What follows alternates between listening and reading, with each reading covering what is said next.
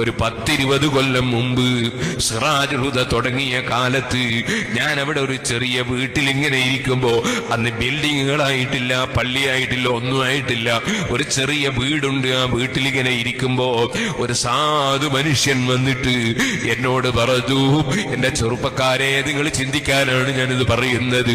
അദ്ദേഹം പറഞ്ഞു, ഉസ്താദേ, നിങ്ങൾക്ക് എന്നെ അറിയാമോ? എനിക്ക് പെട്ടെന്ന് മനസ്സിലായില്ല.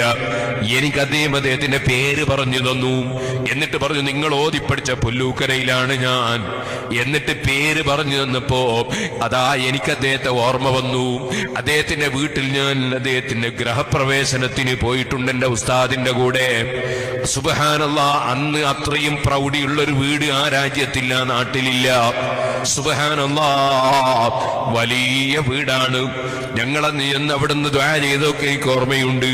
അദ്ദേഹത്തിന്റെ കാറിൽ ഒരു ദിവസം ഞാൻ ബഹുമാനപ്പെട്ട ഉസ്താദിന്റെ വീട്ടിലേക്ക് പോയതും എനിക്ക് ഓർമ്മയുണ്ട്. സുബ്ഹാനല്ലാഹ്, അദ്ദേഹവുമായി എനിക്ക് പരിചയമുണ്ട്. അദ്ദേഹം എന്നോട് പറഞ്ഞു, എന്റെ ഇപ്പോഴത്തെ അവസ്ഥ നിങ്ങളറിയോ? എന്റെ വീട് ഞാൻ വിറ്റുപോയി. എനിക്ക് ഒരുപാട് വാഹനമുണ്ടായിരുന്നു, ബസ്സുണ്ടായിരുന്നു, വിറ്റുപോയി. എനിക്ക് ഖത്തറിൽ വലിയ ബിസിനസ് ഉണ്ടായിരുന്നു, എല്ലാ ബിസിനസ്സും പോയി.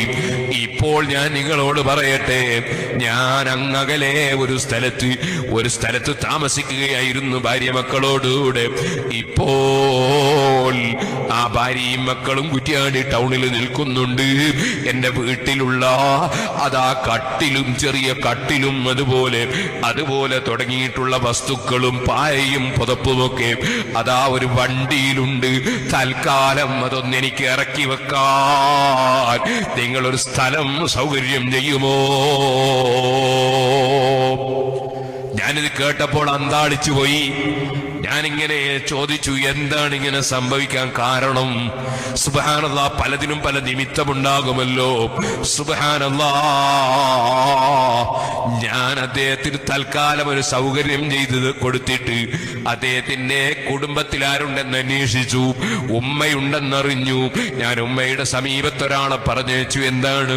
സുബ്ഹാനല്ലാഹ്, നല്ല പ്രൗഢിയുള്ള വീട്ടില് താമസിക്കുമ്പോ ഉമ്മാനോട് എന്തോ അതബ് കേട് പറഞ്ഞുപോയി. ഉമ്മാമ ചെറിയ കുട്ടിയെ നിലത്ത് വെച്ചപ്പോൾ ഉമ്മാമയോടൊരൽപ്പം കസർത്ത് സംസാരിച്ചു പോയി. ഉമ്മ ആ വീട്ടിന്റെ മുറ്റത്തോ മറ്റോ തുപ്പിപ്പോയപ്പോൾ അതിനെ വല്ലാത്ത ഗൗരവത്തിൽ ചോദിച്ചു പോയി. ഇങ്ങനെ ഒരു സംഭവം നടന്നുവെന്ന് ഞാൻ അദ്ദേഹത്തിൽ നിന്ന് മനസ്സിലാക്കിയപ്പോ ഞാൻ എന്റെ ഒരു സ്നേഹിതനെ ഉമ്മാന്റെ സമീപത്തേക്ക് പറഞ്ഞേച്ചിട്ട് ഉമ്മാനോട് പൊരുത്തപ്പെട്ടു കൊടുക്കാൻ ആവശ്യപ്പെട്ടു. എന്റെ ചെറുപ്പക്കാരെ,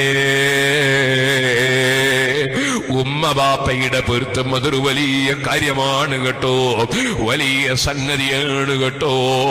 നമ്മൾ എത്ര വലിയ ഡോക്ടറായാലും, എഞ്ചിനീയർ ആയാലും, പണ്ഡിതനായാലും, എത്ര വലിയ പണക്കാരനായാലും, എത്ര വലിയ അധികാരിയായാലും ഉമ്മ ബാപ്പമാരെ വല്ലാതെ പരിഗണിക്കണം കേട്ടോ. അവരെ പൊരുത്തം വേണം കേട്ടോ. അത് ദുനിയാവിലേക്കും ആഖിറത്തിലേക്കും വലിയ സമ്പാദ്യമാണ്.